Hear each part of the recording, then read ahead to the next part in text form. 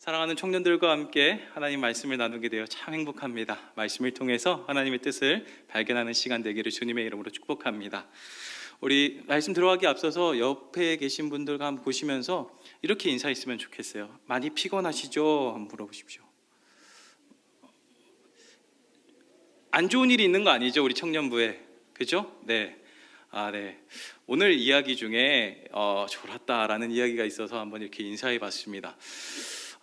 오늘 이야기 유두고 사건에 대한 이야기인데요. 성경을 이야기 요약하면 이렇게 됩니다. 바울과 성도들이 함께 예배를 드렸는데 바울의 설교가 많이 길어졌습니다. 그렇게 되다 보니까 어떤 한 청년이 이 졸음을 이기지 못해서 창문에 걸터 앉다가 졸아서 떨어지게 되죠. 3층 높이에서. 그래서 근데 그 청년이 죽게 됩니다. 죽게 된 다음에 바울이 갑자기 내려가서 떨어진 청년을 살리고 다시 예배를 드렸다라는 그런 이야기인데요. 저는 항상 이 성경을 보면서 이런 부분들이 참 많이 궁금했어요. 왜 많고 많은 성경의 사건들과 여러 가지 사건들 중에서 왜 이 이야기를 딱 꺼내서 여기에 적어놨을까? 어떻게 보면 좀 웃기기도 하고 어떻게 보면 슬프기도 한 사건인데 이 사건을 왜 지금 사도행전에 적어놨을까? 그런 생각을 좀 많이 하고 있습니다. 그냥 단순하게 우리가 많이 알다시피 설교 시간에 졸면 안 됩니다, 졸면 큰일 납니다, 이런 이야기를 하려고 성경이 적어놓고 있지는 않는 것 같아요. 그렇다고 해서 졸시면 안 됩니다. 아시겠죠? 함께 말씀을 차근차근 읽으면서 우리가 이 말씀에 대해서 함께 살펴보기를 원합니다. 우리는 사도행전을 보고 있습니다. 우리 담임 목사님과 대예배, 그러니까 어른 예배 때 함께 저희가 사도행전을 계속 살펴보고 있는데 혹시나 사도행전을 잘 모르는 분들이 있을까봐 말씀을 드립니다. 사도행전은 예수님이 죽으시고 부활하고 승천하신 다음에 약속하신 성령을 받았던 그 제자들이 복음을 전했던 전도 여행기가 적혀져 있는 기록된 책이 바로 우리가 보고 있는 사도행전입니다. 그래서 사도행전 앞부분은 12제자를 중심으로 한 베드로와 요한, 중심으로 한 사람들이 예루살렘 근방에서 나눴던 전도 이야기고, 중반부와 후반부는 바울이 이 지중해를 넘어서 로마까지 가서 복음을 전하는 그런 이야기가 적혀져 있습니다. 오늘 본문의 이야기는 바울의 세 번째 전도 여행기 때에 있었던 일입니다. 한번 사진을 한번 띄워주시면 좋을 것 같은데요. 잘 보이시나요? 네. 어쨌든 엄청 멀어 보이죠? 네, 쉽지 않은 전도 여행을 이렇게 지금 다니고 있습니다. 내려주셔도 괜찮을 것 같아요. 지금 우리가 생각해야 되는 것은 바울의 지금 상황에 대해서 좀 같이 생각해 보면 좋을 것 같아요. 지금 바울의 상황은 어떤 상황이냐면 예루살렘 교회가 너무너무 힘들어서 다른 모든 교회들이 그 예루살렘들을 도우려고 바울에게 헌금을 했습니다. 그리고 그 헌금을 가지고 있는, 많은 돈을 가지고 있는 바울이 어서 빨리 예루살렘에 가야 되는 실정이죠. 그런데 이 고린도에서부터 출발을 하려고 했는데, 고린도에서 이제 배를 타고 가면 빠른데 배를 타고 가려고 하니까 이 유대인들이 바울을 죽이려고 하는 음모를 이제 바울이 알게 됐습니다. 그래서 어쩔 수 없이 육로로 지금 예루살렘으로 가고 있는 와중에 오늘 본문의 이야기가 적혀져 있는 거죠. 어떻게 보면 바울한테는 지금 너무너무 급박한 상황입니다. 왜냐하면 여러분들 혹시 현금을 한 1억 원 만져보신 분이 여기 많지가 않을 텐데, 만약에 1억 원을 현금으로 들고 다닌다고 생각해 보십시오. 불안하지 않습니까? 우리나라가 이렇게 치안이 좋은 나라인데도 불구하고 불안하잖아요. 이 당시 2000년 전만 하더라도 그렇게 막대한 돈을 들고 다닌다는 것은 참으로 위험한 일이었습니다. 그러니까 지금 하루빨리 바울은 예루살렘에 가야 돼요. 그런 상황 가운데서 오늘 본문을 한번 살펴보면 좋을 것 같아요. 저랑 같이 말씀을 나누실 때는 성경책을 덮으시면 안 돼요. 6절을 같이 우리 함께 읽어볼까요? 6절 한번 읽어보겠습니다.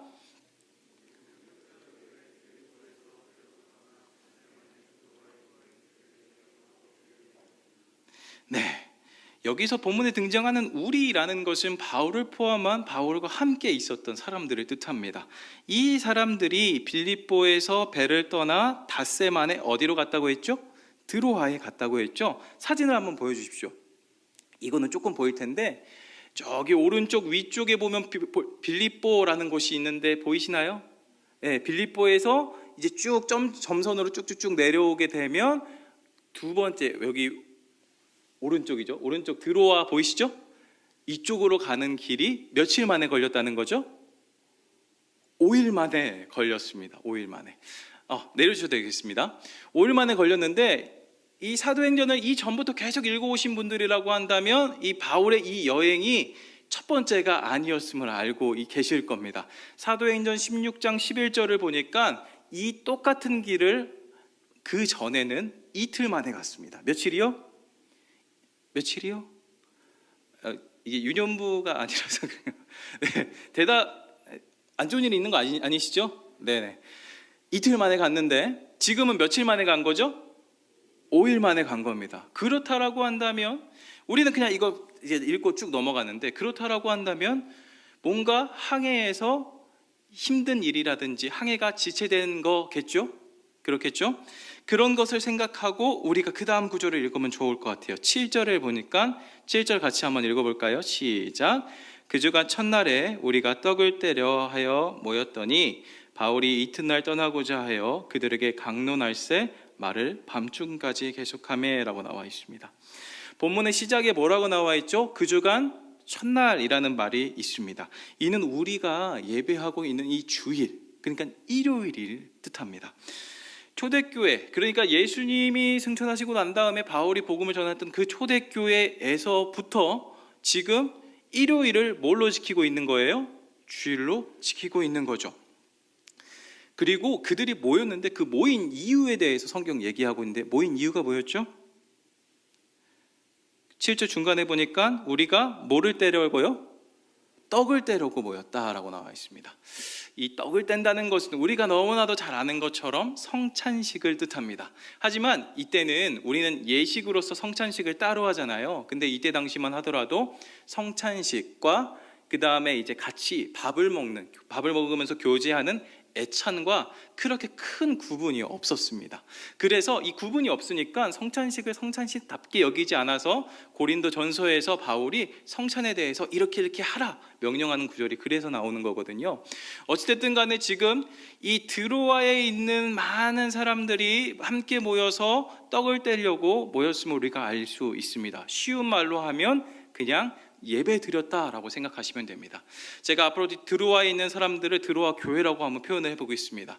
이 드로아 교회 성도님들이 함께 모여서 뭐를 떼려고 모였다고요? 떡, 예배 드리러 왔습니다. 그런데 그 다음에 구절을 계속 보니까 우리의 마음을 조금 힘들게 하는 구절이 있어요.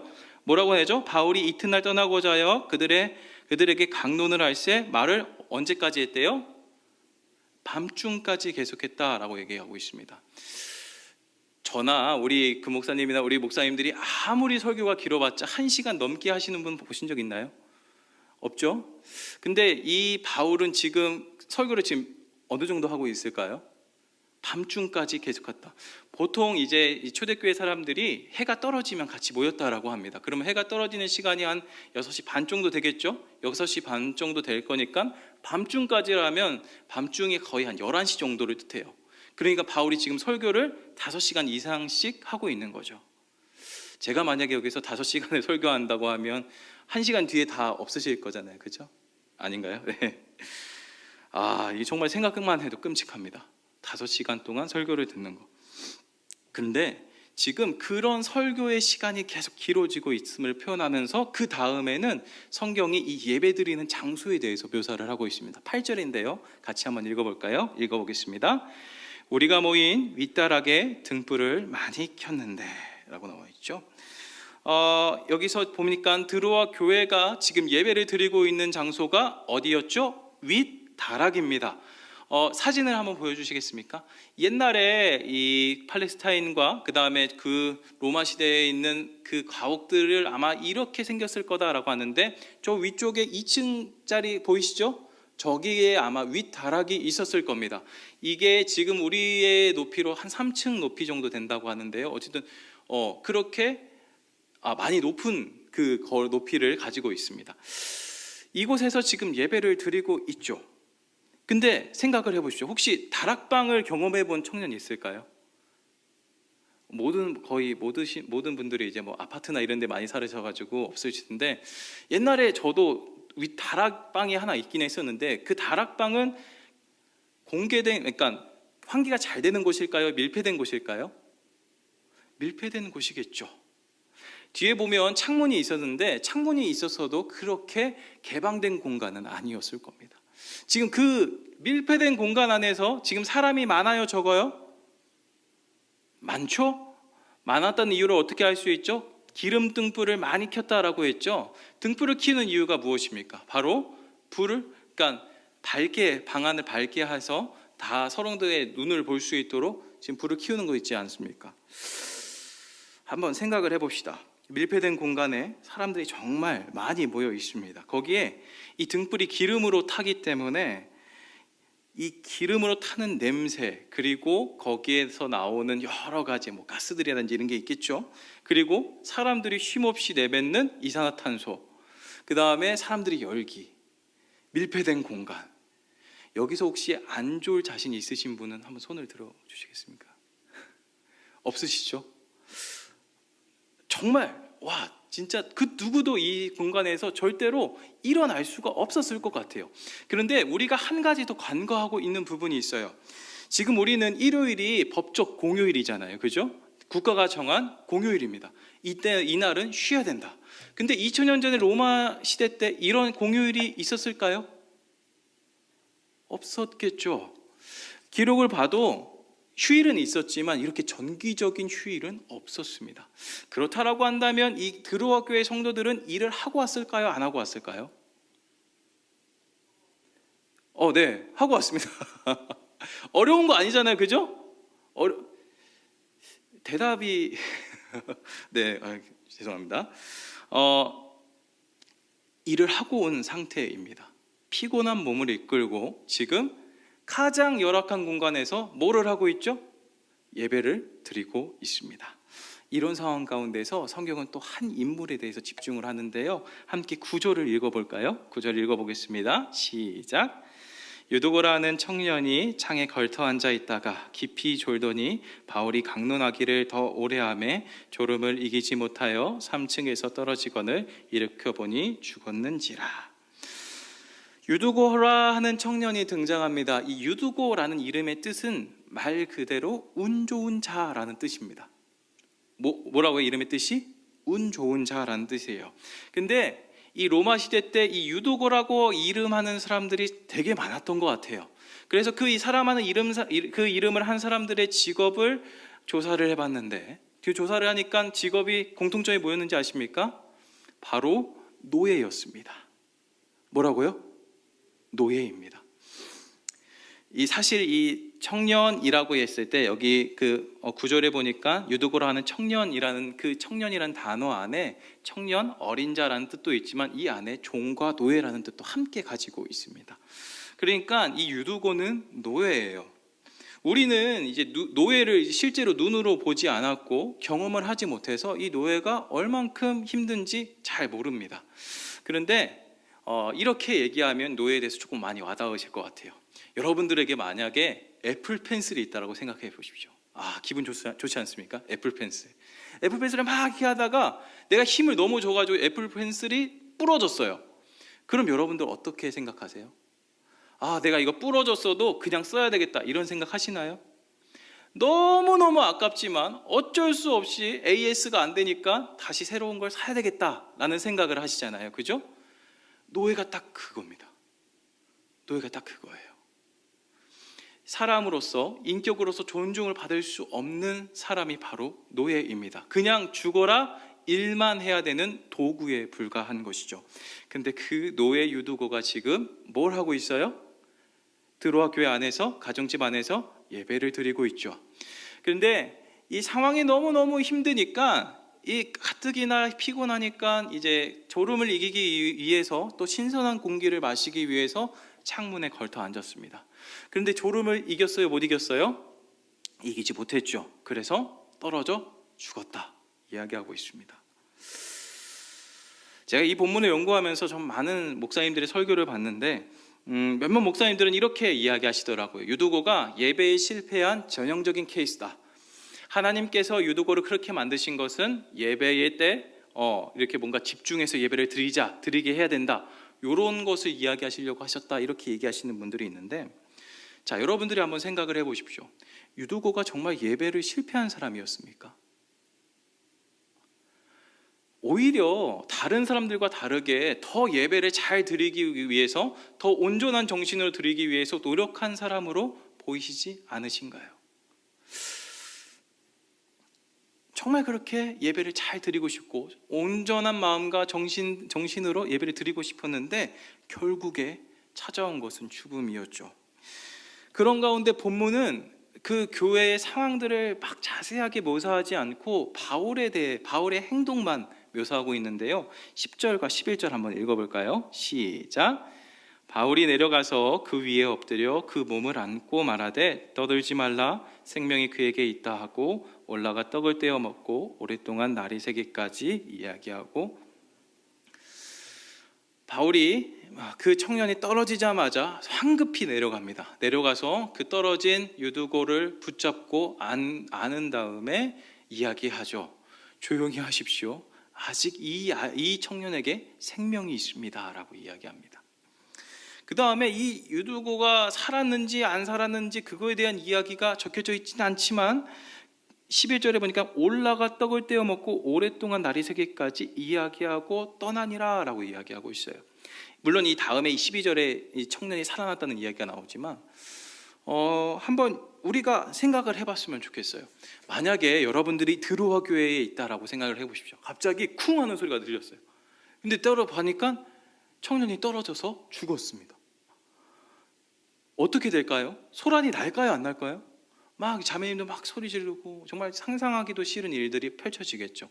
그 가운데서 바울은 당황하지 않고 그 청년을 붙잡은 다음에 아직 살아있다라고 이야기하고 그 청년과 함께 윗다락에 다시 올라가서 떡을 떼어 먹었고 이야기를 했다라는 게 오늘 본문의 이야기입니다.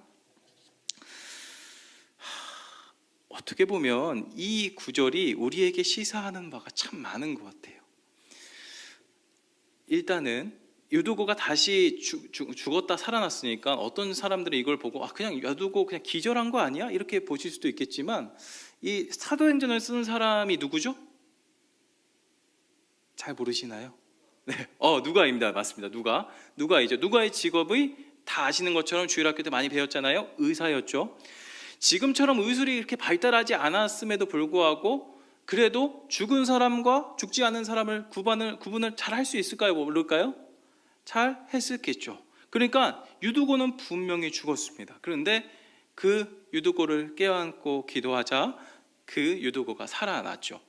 이 사도행전에서 죽은 사람이 살아난 이야기가 또 한 가지 적혀져 있는데요, 앞장에 보시면 베드로가 제사장의 딸인 다비다를 살리는 장면이 있습니다. 그 살리는 장면에서도 베드로도 똑같은 행동을 해요. 엎드려서 그를 안고 기도합니다. 바울도 안고 기도하는데요, 이것은 우리가 구약에서 엘리야와 엘리사가 사람을 살릴 때 했던 행동과 동일합니다. 그러니까 바울이 갑자기 뭐 어떻게 해서 그런 게 아니라 다 성경에 근거한 그 이야기를 바탕으로 기도를 했음을 알 수 있죠. 자, 그러면 이제 그 죽은 사람이 살아서 함께 같이 올라가서 떡을 떼어 먹었다라고 이야기합니다. 아마 이때는 제가 생각하기로는 앞쪽에서는 아마 애찬의 성격이 강했을 거고 같이 밥 먹는 그런 성격이 강했을 거고, 지금에서 떡을 떼는 것은 성찬식에 아마 가깝지 않았을까 생각이 듭니다. 성도들이 죽었다가 다시 살아난 사람을 눈으로 보았습니다. 그리고 그 사람과 같이 지금 떡을 떼어 먹으면서 성찬식을 하고 있죠. 어떤 마음으로 성찬을 했을까요? 진짜 예수님이 계시는구나. 부활을 믿는 우리가 부활이 진짜 실제하구나. 예수님이 우리에게 몸과 살을 찢어서 만들어주신 그 생명의 길이 거짓이 아니었구나, 이런 생각을 하지 않았겠습니까? 정말로 그 성찬의 참된 의미를 깨닫고 그 의미를 깨달은 사람들이 바울과 함께 이야기를 하면서 바울은 그 성찬에 대한 의미를 더 풍성하게 이야기했을 거고, 그 이야기를 따라서 함께 함께 예배를 드렸던 그 드로아 교회 공동체가 오늘 본문의 공동체입니다. 그 희망과 기쁨의 마음을 본문은 12절을 통해서 이렇게 표현합니다. 한번 같이 읽어볼까요? 읽어보겠습니다. 시작. 사람들이 살아난 청년을 데리고 가서 적지 않게 위로를 받았더라. 뭐를 받았다고 했죠? 위로를 받았다라고 합니다. 저는 이 위로가 크게 세 가지 정도로 나눌 수 있을 것 같아요. 첫 번째 위로는 유두고의 죽음으로 상도들이 많이 놀랬잖아요, 그죠? 근데 다시 살아났기 때문에 그 놀란 마음이 진정된 게 그게 첫 번째 위로였던 것 같고요. 두 번째 위로는 이 성찬의 참된 의미를 깨닫고 그 참된 의미를 깨달은 것 때문에 기쁘고 즐거워했던 게 두 번째 위로였던 것 같고요. 마지막 세 번째는 고된 하루에서도 하나님께서 교회를 지키심을 느끼게 됐다는 게 그들의 위로였을 겁니다. 사랑하는 여러분, 우리가 이 본문을 보면서, 이 말씀을 보면서 어떤 교훈을 우리가 받을 수 있을까요? 저는 두 가지 정도로 여러분들과 함께 나누고 싶은데요. 첫 번째는 교회에 대해서 우리가 함께 생각해 보기를 원합니다. 두 명이 유두고는 직업이 뭐였죠? 직업이라고 얘기하기도 좀 뭐하죠? 신분이라고 얘기를 해야겠죠. 노예였습니다. 그런 유두고가 정말 자유롭게 함께 떡을 떼고 교제할 수 있는 공간이 바로 드로아 교회였습니다. 앞서 말씀드렸다시피 노예는 절대로 자유민들과 함께 겸상할 수 없습니다. 우리가 아무리 개미를 사랑한다고 해서 개미와 함께 교제를 하면서 밥을 먹을 수 있지는 않은 것처럼 노예와 함께 밥을 먹을 수 없고 함께 이야기를 나눌 수 없는 게 바로 이 로마 시대였습니다. 그런 시대의 정신과 사상을 뛰어넘었던 공동체가 바로 교회입니다. 교회 안에는 강자와 약자가 있으면 안 되겠죠. 그런데 만약 강자와 약자가 교회 안에 있다라고 한다면 강자가 약자를 잡아먹지 않는 게 바로 하나님 나라입니다. 이런 모습을 이사야 11장은 이렇게 적고 있습니다. 자막이 준비되네요. 대충 보면 우리가 그 옛날에 이제 찬양 많이 부를 때 사막에 샘이 넘쳐 흐리리라 이렇게 얘기하면서 중요한 게 늑대와 어린 양이 함께 뛰놀고 갓난아이가 독사와 구멍에 장난하고 손을 넣어도 해를 받지 않는다. 이게 바로 하나님 나라죠. 그냥 옛날에는 이게 그냥 그런가 보다 하고 넘어갔는데 보니까 그런 의미더라고요. 세상은 소득의 수준과 신념 그리고 이데올로기로 끝없이 내 편을 만들고 내 편이 아닌 사람들을 대적하게 됩니다. 자꾸 구분을 지으려고 하고 당파를 만들게 되고 차별하는 게 우리 시대의 정신이죠. 강자는 끊임없이 소유할 거고 약자는 끊임없이 배제되고 소외되는 게 우리가 보고 있는 세상입니다. 세상이 이러니까 우리도 뭐 어쩔 수가 없지라고 하는 그 마음을 가지고 우리가 교회 안에 있습니다. 하지만 적어도 하나님의 나라가 시작되는 이 교회 안에서는 이런 일이 없어야 되겠습니다. 약하고 힘없는 사람들이 함께 겸상할 수 있는 곳, 세상에서 가장 강한 사람들이 한없이 겸손해지고 약한 자를 사랑할 수 있는 곳, 그 누구도 소외받지 않고 모두가 함께 둘러앉아 가족처럼 예배할 수 있는 곳이 바로 교회입니다. 사랑하는 맑은샘 강천교회 청년부 여러분, 여러분들이 그리고 있는 교회의 모습은 어떤 모습입니까? 어떤 교회가 성령께서 일하시는 교회일까요? 나의 수준에 맞는 사람들, 그리고 또 나랑 좀 말이 잘 통하고 뭔가 잘 통하는 사람들끼리만 같이 예배하고 같이 신앙생활하고 같이 경건생활하는 게 그게 진짜 교회일까요?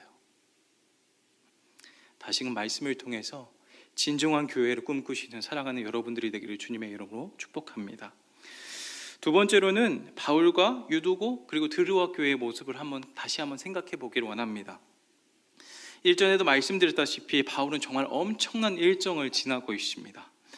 약 10년 동안에 10,000km 이상의 전도 여행을 통해서 정말 쉼없이 달려왔습니다. 이 시기 즈음에 이제 쓴 성경이 바로 고린도 후서인데요. 고린도 후서 11장에 보니까 바울이 자신의 사역에 대해서 이렇게 회고합니다. 한번 띄워주시면 감사하겠습니다.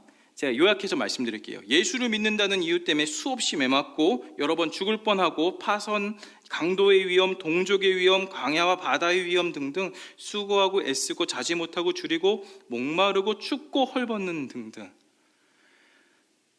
왜 이렇게 고생하는 이유가 뭘까요? 예수 믿어서 그렇습니다. 그리고 아까도 말씀드렸다시피 바울은 지금 자신만의 그 예루살렘으로 가야 되는 계획이 있는데 계획이 지금 어떻게 되고 있죠? 점점 차질이 일어나고 비틀어지고 늦어지고 있잖아요. 그렇기 때문에 바울의 마음에 어떤 마음이 들까요? 불안함과 초조함. 내가 또 이렇게 되면 어떻게 되지? 라고 하는 그런 여러 가지 복잡한 마음이 있었을 것 같습니다. 이 정도라고 한다면 예배 들어와 교회에 가서 예배를 드리는데 성도님들한테 충분히 이렇게 얘기할 수 있을 것 같아요. 제가 지금 항해 준비를 빨리 해야 되고 나머지 일정을 소화하기 위해서는 제가 좀 쉬어야 될 것 같습니다. 예배는 제가 다음에 드리는 걸로 하고 이번 예배는 제가 빠지고 싶습니다. 이렇게 충분히 이야기하지 않겠습니까? 저라도 아마 그랬을 것 같아요. 근데 바울 어떻게 합니까? 예배의 자리로 나아갑니다. 그곳에서 예배를 드리고 주의 말씀을 정말 담대히 정언합니다. 생각해 보십시오. 바울이 정말 성도들을 괴롭히기 위해서 그렇게 오랫동안 설교를 했을까요? 아니겠죠. 어찌 보면 지금 바울이 이렇게 늦은 밤까지 말씀을 전하는 것 자체가 기적이라고 생각이 듭니다. 유두고와 드로아 교회의 모습을 다시 한번 생각해 볼게요. 이들은 정말 소위 말하는 월화수목 금금금의 삶을 살았던 사람입니다. 치열하고 힘든 일상을 다 끝내고 집에서 편하게 쉴 수 있고 집에서 편하게 휴식을 취할 수 있었음에도 불구하고 지금 어디로 나와 있죠? 교회에서 예배드리고 있습니다. 몇 가지 기록을 보니까 이 드로아라는 도시는 참 부유하고 참 삶의 수준이 높았던 곳이었던 것 같습니다. 그런 사람들이 충분히 쉴 수 있잖아요. 근데 쉬지 않았죠. 예배합니다. 우리의 삶은 생각해 봅시다. 많은 사람들이 피곤함과 피로함 가운데 삽니다. 이런 피로는 정말 남녀노소 할 것 없이 다 필요하죠. 저희 유년부 1, 2학년부터 3학년까지 그 친구들도 목사님, 저를 이렇게 보면 목사님 저 너무 피곤해요 라고 이야기를 하더라고요. 다 피곤하고 피로합니다. 그 가운데서 우리는 세상과 다르게 어디를 나오고 있죠? 교회를 나오고 하나님을 섬기는 예배를 하고 있죠. 신앙생활을 합니다. 그러니까 더 피곤할 수밖에 없죠. 이런 상황이 계속 반복이 되다 보면 어느 순간 너무 힘든데 예배를 오늘 좀 집에서 쉬고 다음 주에 예배를 드리자라는 생각이 들 수도 있을 것 같습니다. 거기에 또한 엄청난 핑곗거리가 하나 생겼죠. 우리에게는 온라인 예배를 드리면 돼.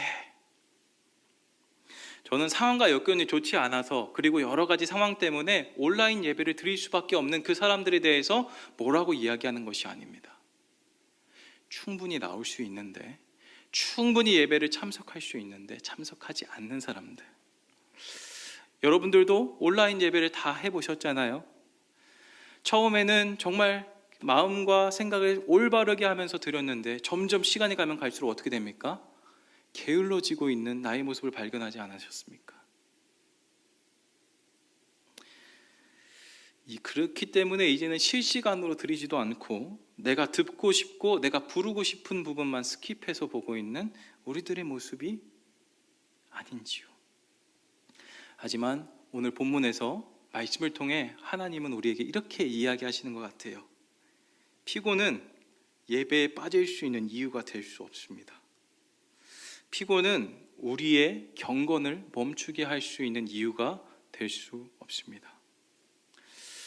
만약 유두고가 피곤한 몸을 가지고 예배를 가지 않았다라고 한다면 엄청난 부활의 기쁨을 느낄 수 없었을 겁니다. 드로아 교회 성도들이 피곤함 때문에 예배에 참석하지 않았다라고 한다면 적지 않은 위로를 받지 못했겠죠. 피곤은 우리가 하나님을 사랑하는 이 경건을 멈추게 할 수 없습니다. 그렇게 자신의 피곤과 피로를 넘고 자기 합리화를 넘어서 경건을 지키는 사람들, 그런 그리스도인들에게 엄청난 위로가 있을 겁니다. 지금 당장 느껴지지 않아도 하나님은 그런 사람들의 삶 가운데서 역사하시고 위로해 주실 겁니다. 사랑하는 성도 여러분, 핑계 자리를 박차고 예배와 경건의 삶으로 나와오십시오. 부활의 기쁨이 여러분들의 것일 겁니다. 말씀을 마무리하려고 합니다. 저는 이런 상상을 좀 해봤어요. 유두고와 드로아 교회 성도들이 그 다음 날인 월요일 날에 출근을 했을까요? 안 했을까요? 했겠죠. 그렇지만 이 유두고와 이 드로아 교회의 마음, 그 성도들의 마음 가운데서는 다른 사람들과 다른 무언가가 있었을 겁니다. 그 무언가가 무엇일까요? 예배를 통해서 경험했던 부활의 기쁨, 성찬을 통해서 하나됨을 누렸던 그 마음, 하나님께서 우리의 교회를 지키시고 보호해 주신다. 내가 피곤한 몸을 이끌고 가더라도 하나님은 예배를 통해서 나를 위로해 주시고 나에게 힘을 주신다는 그 확신이 그들에게 있었을 겁니다. 그런 확신이 있는 사람들에게 피곤은 더 이상 그들의 경건 생활을 멈추게 할 수 있는 이유가 될 수 없었습니다.